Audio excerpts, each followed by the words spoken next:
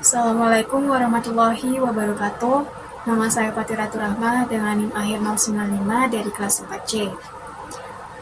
Di sini saya mendapatkan dua soal, yaitu soal 1 dan soal 3.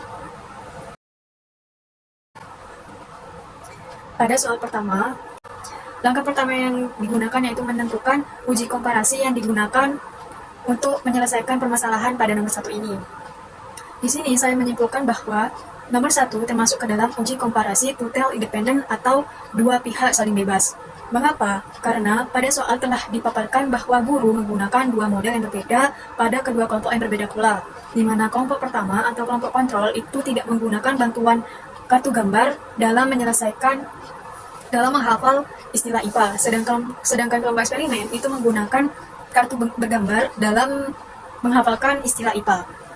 Alasan yang kedua yaitu karena kelompok eksperimen memiliki data yang jumlahnya berbeda dengan kelompok kontrol, di mana kelompok eksperimen memiliki data yang lebih banyak dibandingkan dengan kelompok kontrol. Nah, jadi pada soal pertama itu termasuk ke dalam total independen. Yang pertama, langkah pertama yaitu menentukan parameter yang diuji. Dari soal telah disebutkan bahwa parameter yang akan diuji adalah rata-rata. Yang kedua yaitu menentukan hipotesis nol dan hipotesis alternatif dari soal yang akan dikerjakan. Hipotesis nol atau H0 di sini yaitu tidak ada perbedaan rata-rata banyak istilah yang dihafal kedua kelompok tersebut. Sedangkan untuk H1 atau H alternatifnya yaitu ada perbedaan rata-rata banyak istilah yang dihafal kedua kelompok tersebut. Yang ketiga yaitu menentukan taraf signifikan, di mana dari soal disebutkan bahwa taraf kepercayaan sebesar 95%, sehingga taraf signifikannya yaitu 100% dikurangi 95% yaitu 5%, sehingga taraf signifikan alfa sama dengan 0,05. Dilanjutkan dengan menggunakan uji T independen. Jadi kesimpulannya, nantinya solusi yang digunakan untuk menyelesaikan permasalahan nomor 1 yaitu menggunakan uji T independen. Namun sebelum menggunakan uji T independen ini, kita harus menggunakan yang namanya uji homogenitas. Tujuannya di sini yaitu untuk menentukan uji T yang digunakan itu uji T equal atau unequal. Untuk melakukan uji homogenitas, yang pertama dilakukan yaitu menentukan varian dari kelompok eksperimen maupun kelompok kontrol dengan cara yaitu sama dengan ketik var, pilih var.s, ketik 2 kali, blok data dari kelompok kontrol dari atas hingga akhir, enter, kemudian lakukan yang hal sama pada data eksperimen, sama dengan var.s, klik 2 kali, blok data pertama hingga terakhir, enter. Nah, tujuannya di sini yaitu menentukan varian yang paling besar dan yang terkecil, di mana paling besar itu nantinya akan digunakan sebagai pembilang, sedangkan varian terkecil digunakan sebagai penyebut. Disimpulkan di sini bahwa kelompok kontrol ini disebut sebagai pembilang dan eksperimen termasuk ke penyebut, karena kelompok kontrol memiliki data yang lebih besar dibandingkan dengan data eksperimen. var 1, var 2. Setelah menentukan var 1 dan var 2, maka dilanjutkan dengan yang namanya F-test to sample for variance. Ini digunakan untuk memutuskan data ini homogen atau tidak homogen. Langkah yang pertama untuk melakukan F-test yaitu pada tab atas pilih data analis, F-test to sample for variance, pilih kontrol dari tabel subjudul kontrol dari judul kontrol hingga ke data yang paling akhir.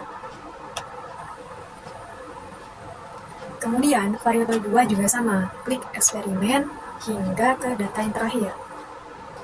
Centang labels karena kita mengikutkan judul yaitu kontrol dan eksperimen, maka labels itu dicentang.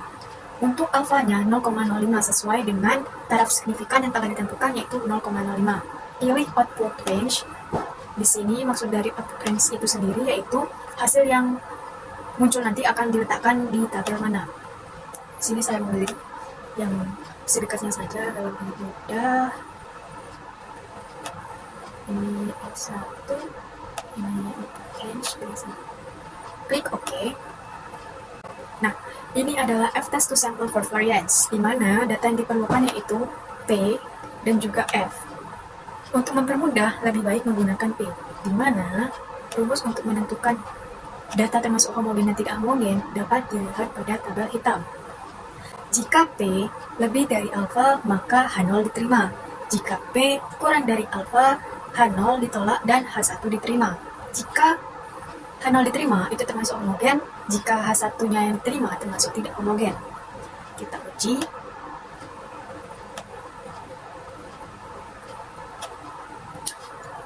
Yang pertama yaitu P.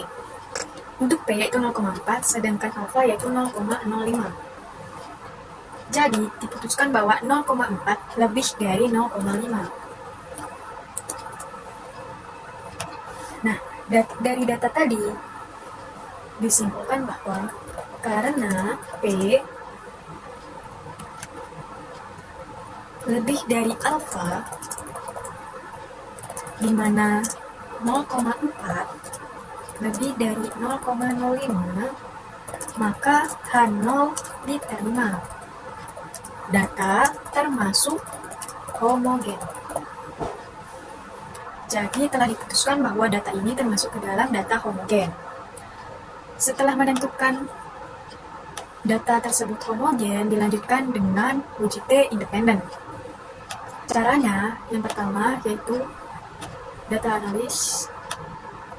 Pilih t-test to sample assuming equal variance. Maksudnya di sini kalau equal itu homogen, unequal itu tidak homogen. Klik 2 kali.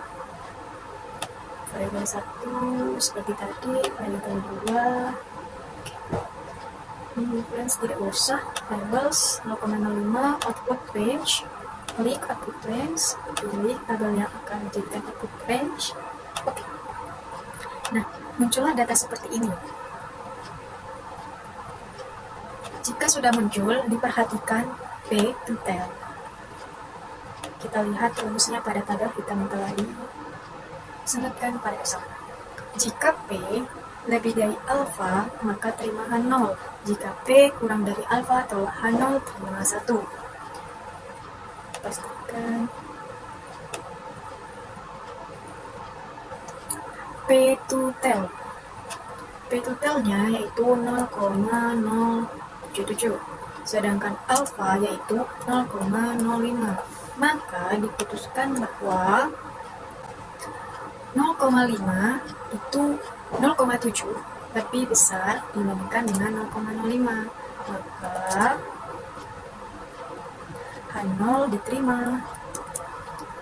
Dimana penulisannya yaitu karena P lebih dari alfa, di mana 0,07 lebih besar dari 0,05, maka H0 diterima. Nah, tahap akhirnya yaitu kita lihat pada H0 yang ada pada langkah kedua, di mana tidak ada perbedaan rata-rata banyak istilah yang dihafal oleh kelompok kontrol dan kelompok eksperimen.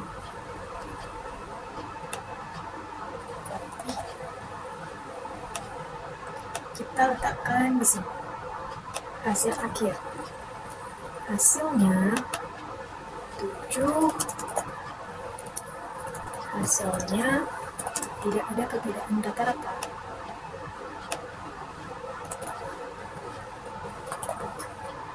Selesai.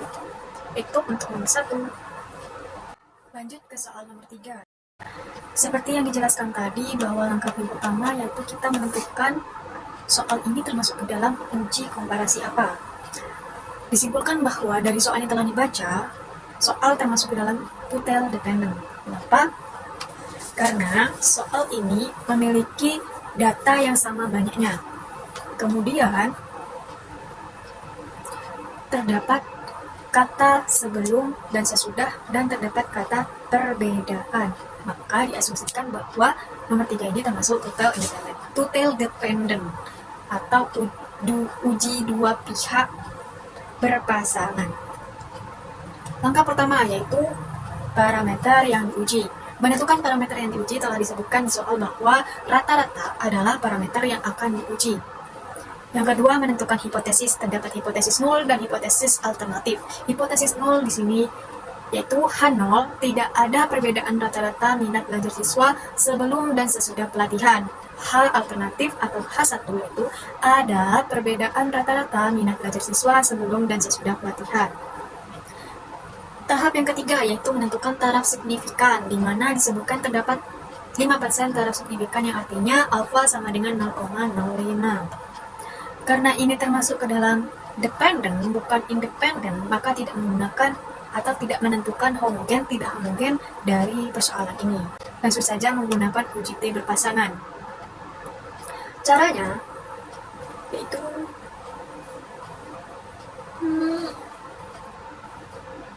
kita geser ke atas, tabel, kemudian kita pilih bagian data, ini data, pilih data analisis, pilih t-test, paired to sample for means. Variable satu range kita pilih dari pretest, judulnya kita masukkan, pretest, langsung tarik ke bawah hingga data terakhir. Variable 2 range kita pilih post-test, tarik ke bawah hingga akhir. Centang label, pilih output range, klik tabel putih yang ada di output range, kita pilih akan meletakkan output range-nya kemana, klik OK. Kemudian muncullah data seperti di samping. Nah, untuk memudahkan kita, lebih baik, alangkah baiknya menggunakan P. Namun itu juga sesuai dengan kita lebih mudahnya di T, uji T, atau menggunakan P. Menentukannya menggunakan P tabel atau menggunakan P. Karena di sini saya mudah menggunakan P, maka memutuskan menggunakan P. Seperti tadi, rumusnya yaitu jika P lebih dari alfa, H0 diterima. Jika P kurang dari alfa, H0 ditolak dan H1 diterima. Kita lihat data yang dihasilkan dari uji T itu P, total. Di sini diperoleh 0,001, sedangkan alfa itu 0,03. Maka diputuskan bahwa 0,05 itu lebih besar dibandingkan dengan 0,01. Secara mudahnya menggunakan bahasa yaitu karena P kurang dari alfa, yaitu P dari alfa, maka H0 ditolak, H1 diterima. Tidak berhenti sampai situ, lanjut kepada menggunakan bahasa yang dapat dibaca, di mana hasil akhir menentukan bahwa ada perbedaan rata-rata minat belajar siswa sebelum dan sesudah pelatihan.